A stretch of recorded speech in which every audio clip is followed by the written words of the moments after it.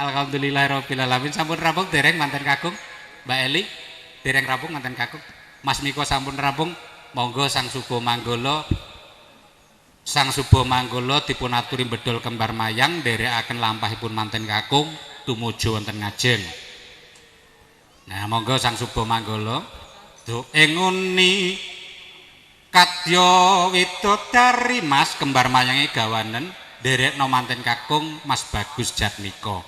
Lahmu nggawa kembar mayang aja mbok cangking kaya nggawa kresek ngono to Le.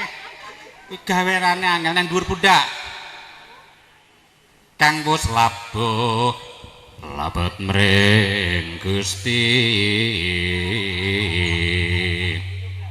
Ginanjar Wahyu Tama Sekar Dewa Daru kang sinebut kembar mayang iku dadya sarat sarana wigati tumrap kang mantu putra aja bingung dhewe yu tak tatone pancen yo urung kok kesusu to nyuwun sewu dulur saking Trayang nggih keluarga saking Trayang nyuwun sewu Pak jajane selehno mantene derekno wong 6 ae aja akeh-akeh ndelok papan panggonane monggo pun jajane seleh ning riku mawon ditengeri aja sampe kleru wis kalong njaluk sing bek nah wis pun sah kata-kata pun cukup nah nyuwun sewu Pak Kemis kalian Ibu manten kakung panjenengan papak rumiyin manten kakung papak wonten ngajeng aja okeh-okeh yu, aja okeh-okeh wis to cukup. Wis to cukup, ora usah ngajak kancak. Wong kel anggal men tak bacok pisan ki kula. Lah iya kok diatur kok ngengkel to. Wancilatri wus larut swara angin. Semripit nidit kaya gegerit manah mrekang nandang uyung. Nyuwun sewu para dulur ingkang sami rawuh.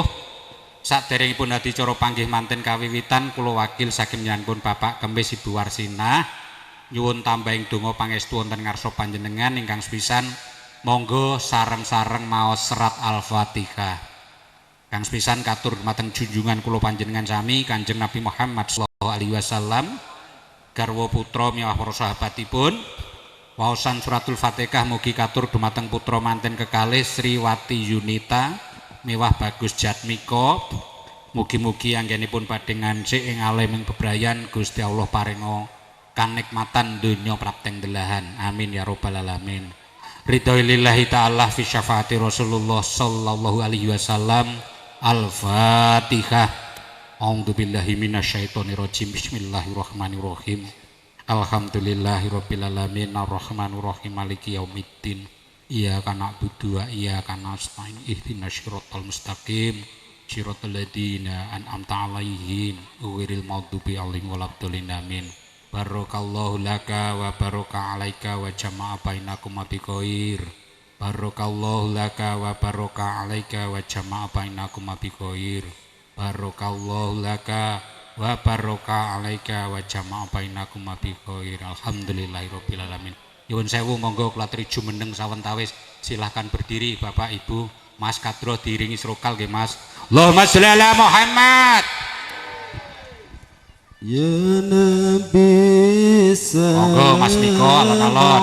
Alaika ya Rasul salam alaika ya Habib salam alaika salawatullah alaika ya Nabi salam alaika ya Rasul salam alaika ya Habib salam alaika salawatullah alaika asraqal badru alaina qad minhul badru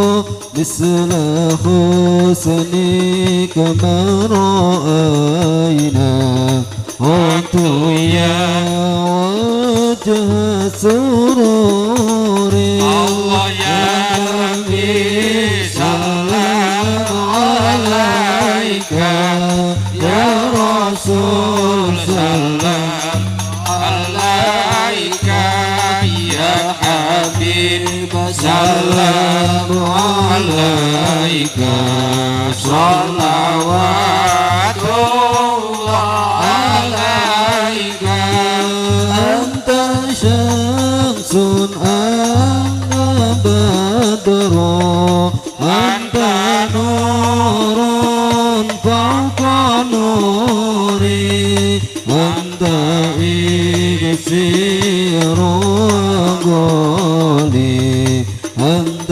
مصباح صدوري Allah ya Nabi salam alaika ya Rasul salam alaika ya Habib salam alaika sholawatullah alaika Allahumma sholli ala Muhammad. Monggo kula aturi lenggah malih. Alhamdulillah monggo kula aturi pinara. Lho tata to, kandhani kok umek dhewe to ya. Enek dalange wis rasa kuwatir. Kang Mas juru kaset dipun lajengaken dis nomor 5 kangge nglajengaken upacara sak rampungipun temu manten ingkang sinebat upacara krobongan. Niki sanes Pak Kemis niki rayine Bapak. Jenengan rayine Pak Kemis nggih. Nggih alhamdulillah. Menika ingkang rayi rayinipun Bapak Kemis ingkang makili. Yanpun Bapak Kemis nandhang gerah Pak nggih. Nyuwun donganipun mugi-mugi enggal pinaringan saras. Nah, alon-alon Bapak monggo sak rampungipun manten dipun panggihaken mungguhe wong Jawa apa to sebabe kok mesti digendong karo wong tuane. Niku ngemu teges wong tuwa ora bakal ninggalne tanggung jawab senajan to anake wis di omah-omahane dhewe ning wong tuwa taksih maringi didikan utawi gulawentah dumateng manten kekalih supados ing binjing anggenipun gesang nuwuhaken bebrayan ingkang ayem tentrem donyane ya ayem tentrem akhirate. Nah monggo panjenenganipun Ibu Warsinah Tut Uri Handayani nderekaken lampahipun wakil Bapak tumuju wonten ing sasana pinajang.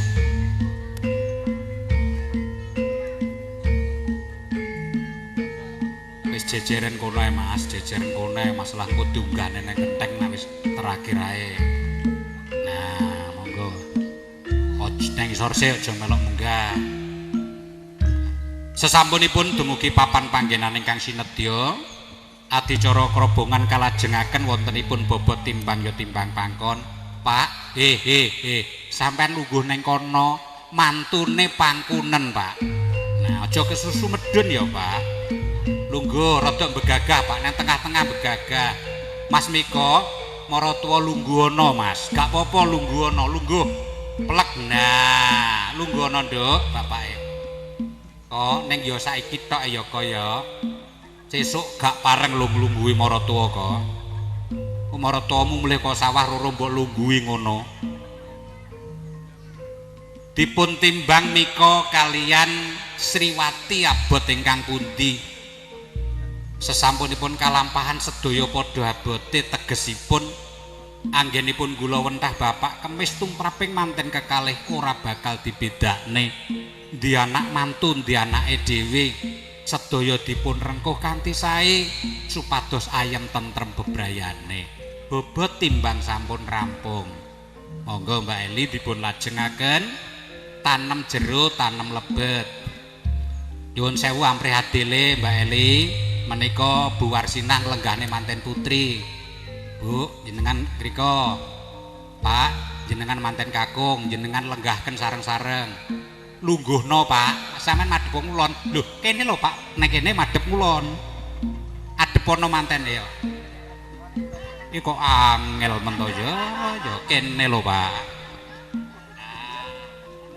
tangane neng pundak, aja dijengkakne, Bu. Mriki tangane neng pundak ya anake sik alon-alon dhisik, jong susu, aku tak medhut. Bismillahirrahmanirrahim. Monggo. Bismillahirrahmanirrahim. Duduk, lungguh. Nah. Alhamdulillah, monggo sak menika ngriki, Pak. Jenengan perak rika. Inara kalian Ibu. Kidul, Pak, sampean kene pikir ngono. Nah. Ngono salah to, ora tau ndang ndegae to ya. Mumpung aku cek urip nanggap aku so nek ndegae ben-benak. Kalajengaken kacar kucur minangkani adicara krobongan ingkang salajengipun. Kacar kucur menika tampa guna kaya Mas Bagus Jatmika. Sampeyan saiki wis duwe tanggung jawab ya, Mas. Wis duwe bojo, mulane tumrape wong lanang yen wis duwe tanggung jawab duwe bojo, aja lali nyambut gawe golek rejeki. Kabeh guna kayamu kekno bojomu ya Mas Mika. Dhuwur kok diketek sing resik, ketek. Nah, neh diketek sing resik. Aja nganti keri kok. Nek nganti keri kowe besok seneng selingkuh babakan blonjo karo wong wedok. Dadi wong lanang iki sing apik jujur, mergo jek manten anyar. Kecuali nek wis kawak kaya aku karo bapak-bapak ora jujur ora masalah. Nah, duit kene wong wedok kabeh kok nyimut men. Nah, monggo Pak Kemis jenengan tampa. Nah, Tompo. Jang. Bismillahirrahmanirrahim. Nah, ya ditampa Bu, asile anake Bu. Bu Warsinah jenengan tampi. Alhamdulillah, Nduk. Tak tampanane asile bojomu. Muga-muga besok dadi bondo donya sing barokah. Amin ya rabbal alamin. Triwati, kowe rasa bingung ya rasa susah. Nenek kurangi lahmu omah tak dolne sapi karo sawah. Nah, kok muni amin to dulure? Sawahe didol nggo ngupayaku dadak. Kacar kucur sampun paripurna sak menika kembul Bujana Ndrawina. Kok lungguhmu dengkulmu geser ngalor. Dengkul aja begagah mingkem. Nah, geser adu dengkul. Nyerongne lho kok. Nah, dalah, Nduk, Sri. Nyerong adu dengkul, Nduk. Nah, kok yo adoh men to gange. Rada mepet kok. Nah. Ora sah isin pancen dadi bojone kok isin. Ayo dahar sareng-sareng. Dahare sego kuning jarene wong Jawa apa to sebabe manten niku dahare kok sego kuning ngemu donga muga-muga diparingi laku sing bening. Mulane wong Jawa nek ngekeki mangan manten mesti nganggo sego kuning. Aku dadi MC pirang-pirang taun urung tau manten ki dahare sego gaplek urung tau. Mesti sego kuning muga-muga diparingi laku sing bening. Iki lho. Terus dikeki tomat artine muga-muga rumah tanggane ditata besok bisa nikmat. Iki lho. Nah, dilawuhi srondeng tegese sing wedok disurung ya digandeng, disurung nek dijak omah-omah bebarengan, digandeng enek penak lan orane dilakoni wong loro. Kuwi enek artine lho, Yu. Mulane to nek ndegae nanggap MC lak ngono. Mumpung sepi, lah mangan karo sendok tegese nek enek perkara apa-apa sing penting kalih sing wedok. Nah, jane apike manten niku mangane kalih muluk. Muga-muga keturutan apa sing dijaluk. Niku wau mika kula ken muluk mboten purun tangane bar kenyak telek. Dianggo sedhek. Entekno kok, halo, entek neneh no. Nah, rada akeh to, Nduk? Nduk rada akeh, Nduk, Sri. Sing rada akeh bojomu ki mangane akeh kok dadak. Neh bentang lemu. Neh pisan kas. Rada akeh, Nduk, Sri ayo. Dikek iwak, Sri, dikek iwak. Kek ana iwak, Sri. Nah. Sri, ireng-ireng kuwi dudu iwak kuwi laos, Sri. Nah, ayo. Alhamdulillah mika lho dudulang sing etol ya tam-tem. Komah apa ora mbok sarapi to, Yu? Ram aku. Pane sopeh tam-tem pawakane kalem tapi kayak mangan hamblas. Sip tenan. Nah, Nah, sijine ning janggut kok tanganmu koplek. Nah, pisan kas kok. Kowe ya kaya ngloloh doro empan. Ora iso tenang lho koplek ngono lho. Nah. Aduh. Alhamdulillah.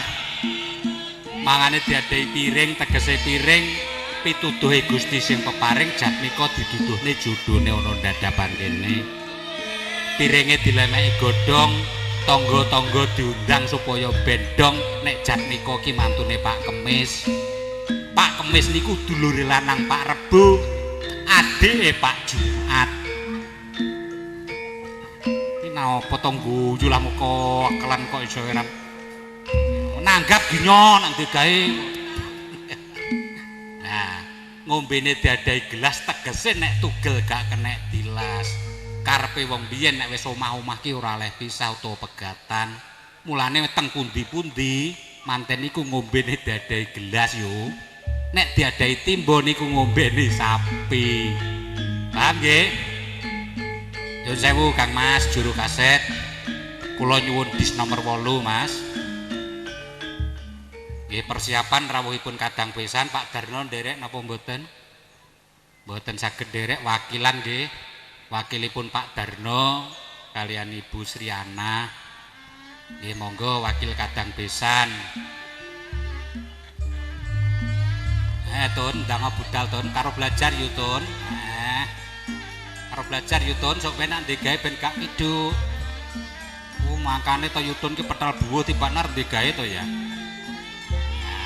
Gosan, Pak, kene lo munggah kene salaman kalih besane ngriko Pak. Alhamdulillah. Ngono arep nggone besan ra gelem tuku kethu anyar, kethune samoh barang dienggo ae.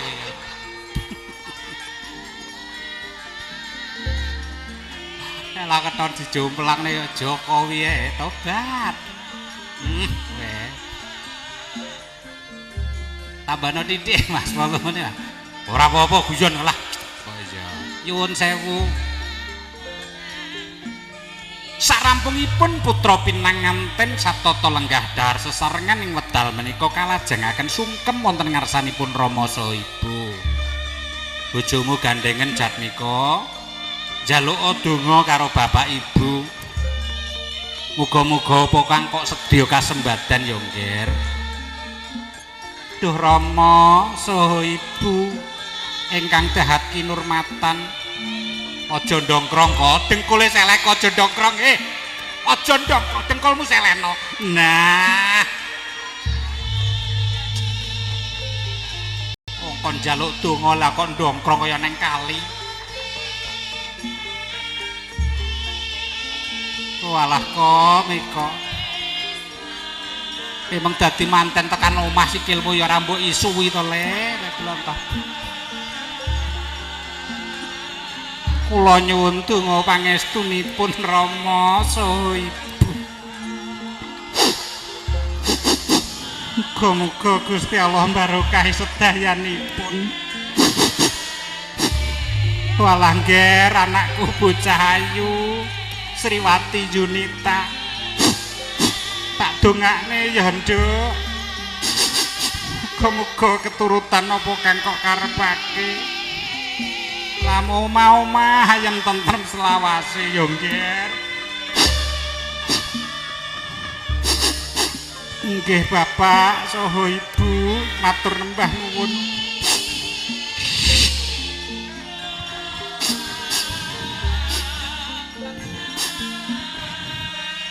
Rampung nyuwun donga wonten ngarsanipun Bapak Kemis miwah Ibu Warsinah.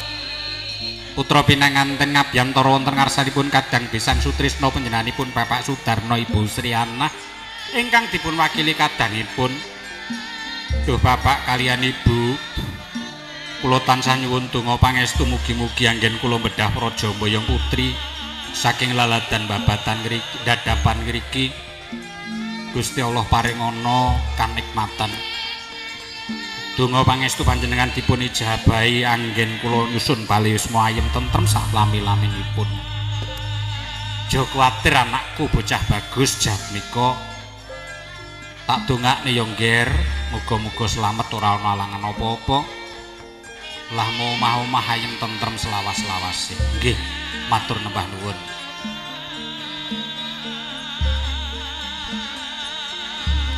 Alhamdulillahirabbil alamin. Sungkemipun putra pinanganten wonten ngarsanipun Rama saha Ibu.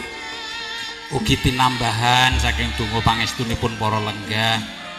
Mugi sedaya kaleksanan anggenipun nyusun bebrayan. Selamat wilujeng donya prateng delahan.